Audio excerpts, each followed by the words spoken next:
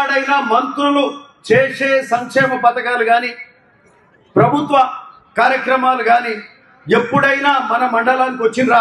ఒలిగొండకి ఎవరైనా మంత్రి వచ్చిండా 10 ఏళ్ళ? నేను అడుగుతున్నా, ఎప్పుడైనా వచ్చిండా? ఏదైనా ఒక కార్యక్రమాన్ని చేయడానికి వచ్చిండా? ధరణి చేసినప్పుడు వచ్చిండా? పనికి మళ్ళా ధరణి చేస్తే మంత్రి లేడు, అధికారి లేడు, 10 ఏళ్ళు ఆగం చేసిండ్రు. ఓ 7 ఎప్పుడు వచ్చినప్పటికీ 5-6 ఏళ్ళు అయితే ఆగమాగమైన రైతులు ఇబ్బంది పడ్డారు. రైతులు ఎంఆర్ఓ ఆఫీస్ లో చుట్టూ తిరిగి చెప్పులు అరిగేలాగా తిరిగారు, ఇబ్బంది పడ్డారు, ఆత్మహత్యలు కూడా చేసుకున్న పరిస్థితి మనం చూసినాం. ఈరోజు మిత్రులారా, నిజంగా చాలా గొప్ప విషయం. ఈరోజు ఏ కార్యక్రమం చేసినా ఈరోజు మరి ముఖ్యంగా ఈరోజు ధరణి చట్టం తీసేసి దాన్ని బంగాళాఖాతంలో పడవేస్తానని నాడు ముఖ్యమంత్రి రేవంత్ రెడ్డి గారు నాడు చెప్పిండ్రు.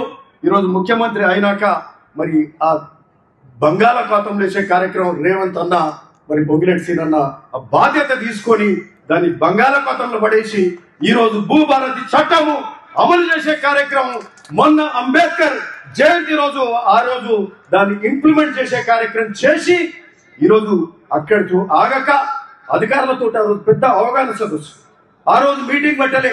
అధికారులందరికీ అర్థం కావాలి, వాళ్ళు గ్రామాలకు వెళ్ళాలి, ఏ విధంగా మరి ఈ భూభారతి చట్టం దాన్ని ఇంప్లిమెంట్ చేయాలి, ప్రజలకు మేలు చేయాలి, రైతులకు మేలు చేయాలని అక్కడ శిల్పకళా వేదికలో మరి మొన్న 14వ తారీఖు నాడు చేసుకొని ఆ తర్వాత వరుసగా మరి జిల్లా వారీగా సదస్సులు ఏర్పరచుకుంటూ మరి పొంగులేటి శ్రీనివాసరెడ్డి గారు రెవెన్యూ శాఖ మంత్రులు ఈరోజు 5వ రోజు మీటింగ్లు వరుసగా ప్రజలకు వెళ్తూ ఈ యొక్క భూభారతి చట్టం తెలియజేస్తూ మరి అంతటా మండు టెండర్లు ఉన్నా కూడా మరి రైతులందరినీ పిలిచి మాట్లాడే కార్యక్రమం చేస్తున్నారంటే ఇది చిన్న విషయం కాదని చెప్తాం. ఏడో ఒక మీటింగ్ పెట్టి వదిలిపెట్టేది కాదు, ప్రతి దగ్గరికి వెళ్ళే కార్యక్రమం చేస్తున్నారు. వారు ఈరోజు చేస్తున్నారు. మరి ఆ తర్వాత మేము కూడా మండల వారీగా ప్రతి మండలంలో సదస్సు పెట్టి అధికారులతో కూర్చొని చేసే కార్యక్రమం కూడా ఈరోజు చేస్తున్నాం. అంటే ఇది ప్రజాపాలన, ఇది ఇందిరమ్మ పాలన, ఇది ప్రజలకు వెళ్ళి మన యొక్క ప్రభుత్వం చేసే కార్యక్రమాలను తెలియజేసే కార్యక్రమంగా ఈరోజు చెప్తా ఉన్నాం. ఈరోజు ముఖ్యంగా భువనగిరిలో చూస్తే భువనగిరి నియోజకవర్గంలో ఒక్కటి సంతోషం ఏమనిపిస్తుందంటే మనకు సంబంధించిన బునియాది కానీ పిలాయిపల్లి ధర్మారెడ్డి కాలువలకు 500 కోట్ల రూపాయలు శాంక్షన్ అయితే మరి ఉత్తమ్ కుమార్ రెడ్డి గారే స్వయాన వచ్చి ఇక్కడనే పర్యవేక్షణ చేసి అనాస్పురంకి వచ్చి ఇక్కడ దానికి సంబంధించి నిధులు శాంక్షన్ చేశారు. మరి అంటే మంత్రి గారే స్వయంగా వచ్చి రైతులతో మాట్లాడి ఇక్కడనే శాంక్షన్ చేసారు. ముఖ్యమంత్రి గారి కన్సల్ట్ రేవంత్ రెడ్డి అన్న మరి కన్సల్ట్ తోటి చేయడం జరిగింది. మరి అట్లనే మూసీ కాలువలైనా మరి అలీనగర్ కాలువ కానీ బొల్లపల్లి కాలువ కూడా అట్లే బునియాది కానీ మన భీమలింగం కాలువలకు కూడా మళ్ళా సమాంతర కాలువలు, ఈ పెద్ద కాలువలకు సమాంతరంగా ఉన్న కాలువలకు మరి అంతే ఆయకట్టు కూడా ఉంటది. చిన్న కాలువలు అయినప్పటికీ వాటికి కూడా 10 కోట్ల రూపాయలు కావాలంటే వాటికి కూడా త్వరలో శాంక్షన్ తీసుకొస్తున్నాం.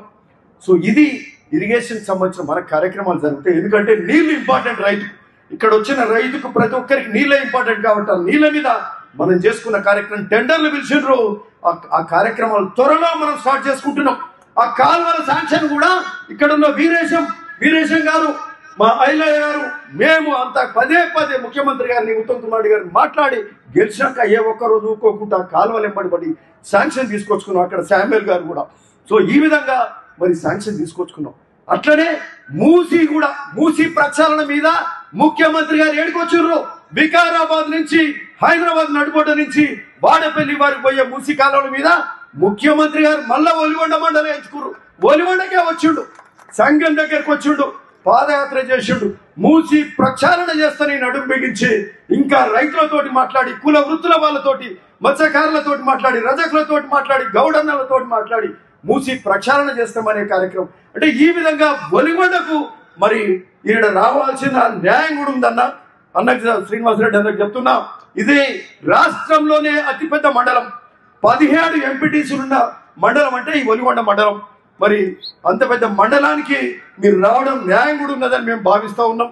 ఈరోజు ముఖ్యమంత్రి గారు వచ్చిండ్రు, ఇరిగేషన్ శాఖ మంత్రులు వచ్చిండ్రు, ఈరోజు రెవెన్యూ శాఖ మంత్రులు వచ్చి ఈరోజు రైతులకు అతిపెద్ద సమస్య గడచిన కొద్దేళ్ల నుంచి మరి ఏదైతే ధరణి చట్టం తోటి విసిగి వేసారి రైతులు ఇబ్బంది పడి ఆశలు వదుక్కున్నారో మేము ప్రతిపక్షాలుగా ఆ రోజు ధర్నాలు చేసినాం, గాంధీ భవన్ లో ధర్నాలు చేసినాం, భువనగిరిలో ధర్నాలు చేసినాం, రోడ్లు ఎక్కినాం మీ పక్షాన.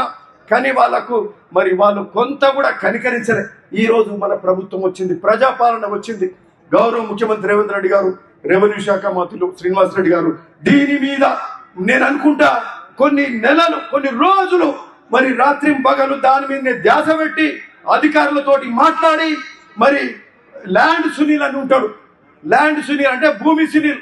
ఒక సునీల్ అంటే ఆయన లా ప్రాక్టీస్ చేసి నేను రైతుల కోసమే పనిచేస్తే నేను కోర్టుకు కూడా పోనని చెప్పి రైతుల కోసం మాట్లాడిన సునీల్ మొన్న ఇక్కడికి వచ్చాడు. పోచంపల్లి ఇది వినోబా భూదాన్ యజ్ఞంలో వజ్రోత్సవాల సందర్భంగా అక్కడికి వచ్చాడు కోదండరెడ్డి గారు. వీళ్ళంతా కూడా అందులో సభ్యులు, వాళ్ళందరినీ కూడా కూర్చోబెట్టుకొని ఇది ఒక్కరోజు చేసిన కార్యక్రమం కాదు. రాత్రనక పగలనక సగం సమయం వారు దానికే ఇచ్చి మంత్రి అయినాక ఈరోజు ఈ యొక్క మరి దీని మీద పెద్ద ప్రచారణ చేసి భూభారతి చట్టం తీసుకొచ్చిందంటే ఇది గొప్ప విషయం. ఇది మళ్ళా రైతులు మళ్ళెక్కడ ఇబ్బంది పడవద్దు, మళ్ళా ఇబ్బంది ఎక్కడ. ఎందుకంటే రైతుకు భూమికి ఉన్న అనుబంధం దేనికి కూడా ఉండదు. వాళ్లకు భూమికి ఆ కుటుంబం ఎంతనో ఆ భూమి అంటే కూడా అంతే అనుబంధం రైతుకు ఉంటుంది. కాబట్టి రైతు కష్టపడవద్దు, రైతు కన్నీళ్లు పెట్టుకోవద్దు. రైతు భూమి ఎక్కడ ఇబ్బంది ఉన్నా వాళ్లకు మరి ఇదివరకు ఇబ్బంది ఉండే, ఎంఆర్ఓకి అధికారం లేకుండే. మండలం వ్యవస్థ ఎందుకు పెట్టినాము?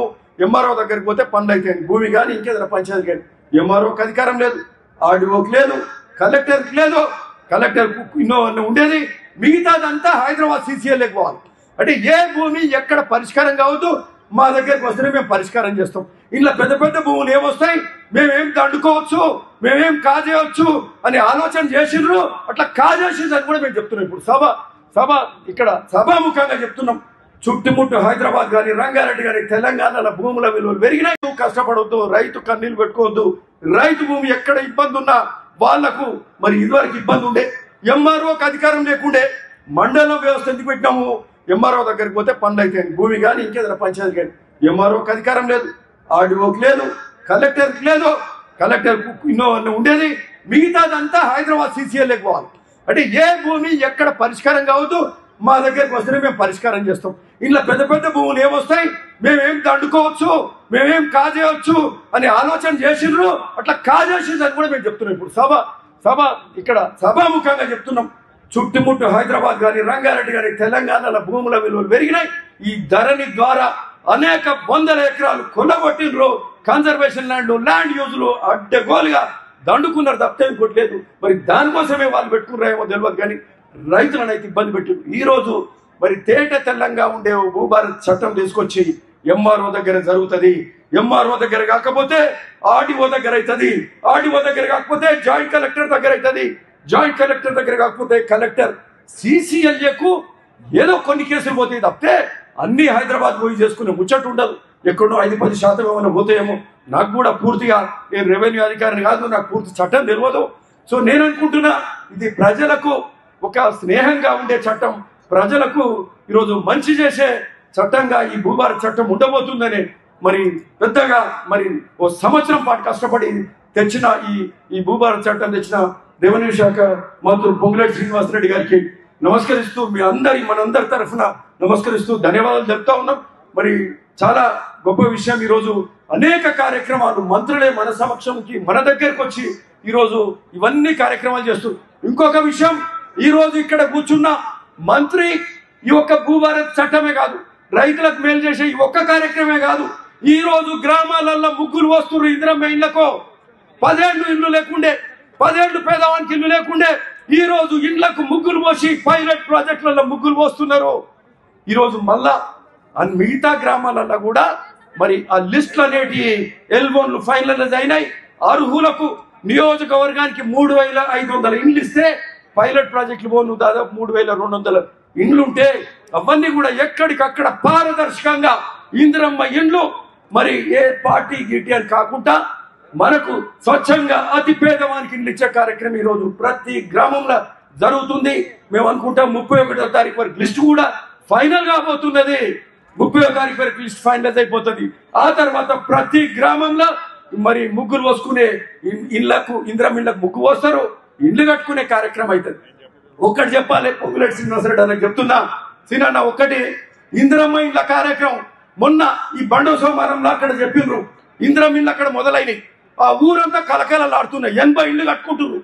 మేస్త్రీలు మరి అట్లా కార్మికులు స్టీలు సిమెంట్ కొనుగోలు ఉష్క మరి ఇట్లా ఇటుకలు ఇవన్నీ అంటే ఊరి మొత్తం పని కల్పించబడ్డది. అక్కడ వంకమామిడి కావచ్చు, ఇక్కడ నాతాలగూడెం కావచ్చు, అంటే అక్కడ ఎక్కడికక్కడ అక్కడ రుద్రవెల్లి కావచ్చు, ఎక్కడికక్కడ ఇందిరమ్మ కట్టుకుంటుంటే ఈ పైలట్ గ్రామాలలో కడితేనే ఇట్లుంటే ఊరు ఆ ఇందిరమ్మ ఇల్లు కడితే ఈరోజు ఊర్లలో పని చేతి నిండా పని ఉంటుంది. మరి ఇంత డబ్బు కూడా ప్రజలలో మళ్ళా జేబులలో మరి పైసల గలగలలాడతాయని కూడా చెప్తున్నారు. అంటే ఆర్థిక స్థితికి కూడా ఇది ఇందిరమ్మ ఇళ్ళది కూడా కొంత దోహదపడుతుంది. ఇంతేకాకుండా మళ్ళీ రాజీవ్ యువ వికాసం కూడా మరి అది కూడా మొదలు పెట్టిర్రు. అది కూడా నేను అనుకుంటా 1వ తారీఖు నుంచి లిస్టులో అప్లికేషన్ పెట్టిర్రు. అది కూడా యువతకు ఉపాధి హామీ కోసం మరి 6,000 కోట్లతోటి రాష్ట్ర వ్యాప్తంగా రాజీవ్ యువ వికాసం కూడా జరుగుతుంది. గొప్ప కార్యక్రమాలు జరుగుతున్నాయి. సన్న బియ్యం ఇచ్చే కార్యక్రమం జరుగుతుంది. సన్న బియ్యం సన్నన్నము మరి అందరి ఇళ్లలో పోయి కూడా తిన్నాం, చాలా ఇళ్లలో తిన్నాం. పేదవాడు మధ్యతరగతి వాళ్ళు సంతోషంగా ఉన్నారు. రేషన్ కార్డులు మొదలైనవి. అంటే ఈ విధంగా ఇన్ని కార్యక్రమాలు జరుగుతున్నాయంటే చాలా గొప్ప విషయంగా మేము భావిస్తూ ఈరోజు ఇందిరమ్మ ఇళ్ళది సంతోషంగా ఉన్నామన్నా అన్న సంతోషంగా ఉన్నారు మా వాళ్ళంతా. కాకపోతే కొన్ని ఇండ్లు అయితే పెంచాలని చెప్పి ఈ సందర్భంగా మేము పొంగులేటి శ్రీనివాసరెడ్డి కోరుతున్నాం. ఇండ్లను మీరు పెంచితే ఎందుకంటే ఇండ్లు సరిపోతలేవు. జరా 10 ఏళ్ళు వాళ్ళు ఇవ్వకపోయి వాళ్ళకు అసలు సోయి ఉండరో లేకుంటారో తెలియదు. ఇల్లు 10 ఏళ్ళు అంతకుముందు ఇచ్చిన ఇళ్ళన్నీ కూడా ఇందిరమ్మ ఇళ్ళు ఏ ఊరికి పోయినా ఈరోజు మళ్ళా మనతోటి ఆ ఇందిరమ్మ ఇళ్ళు మొదలైనాయన్న మీకు నిజంగా ఇందిరమ్మ ఇళ్ళు ఇస్తున్నాం. ధన్యవాదాలు. ఆ సంఖ్య పెంచాల్సిందిగా కోరుతా ఉన్నాం. మరి అట్లనే ఇందిరమ్మ ఇళ్ళదే కాకుండా మా పోతంశెట్టి మా మందుల యాదగిరి పోచంపల్లి భువనగిరి టౌన్ చైర్మన్ ఇట్లా అడుగుతుండ్రు 2,000 ఇళ్ళు కావాలని కోరుతుండ్రన్న. అయితే ఇందిరమ్మ ఇళ్ళది అది చాలా ఆవశ్యకత అన్న. అందరు సంతోషంగా ఉన్నారు. ఎందుకంటే ఇల్లు ఇస్తే అంతకంటే పుణ్యం ఉండదు పేదోనికి.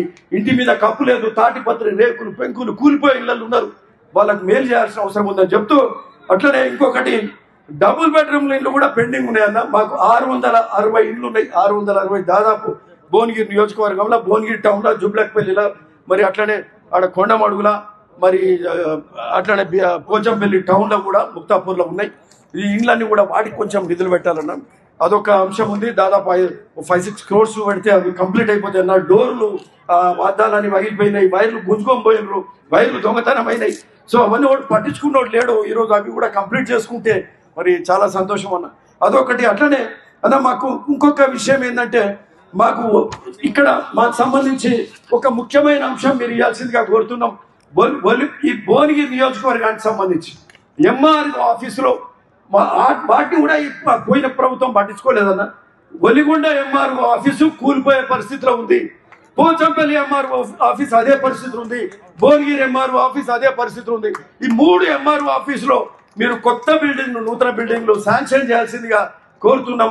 అట్లనే ఒలిగొండ మండలం పెద్దది. మాకు ఒక సబ్ రిజిస్ట్రార్ ఆఫీస్ కూడా ఒలిగొండలో పెట్టాల్సిందిగా మేము కోరుతున్నాం అన్న. సో ఎందుకంటే ఈ మండలం అతి పెద్ద మండలం. మాకు అత్యధిక మెజార్టీ ఇచ్చిందంటే ఈ ఒలిగొండ మండలమే. మా వాళ్ళంతా 1 side గా ఓట్లేసారు ఈ ఒలిగొండలో కూడా.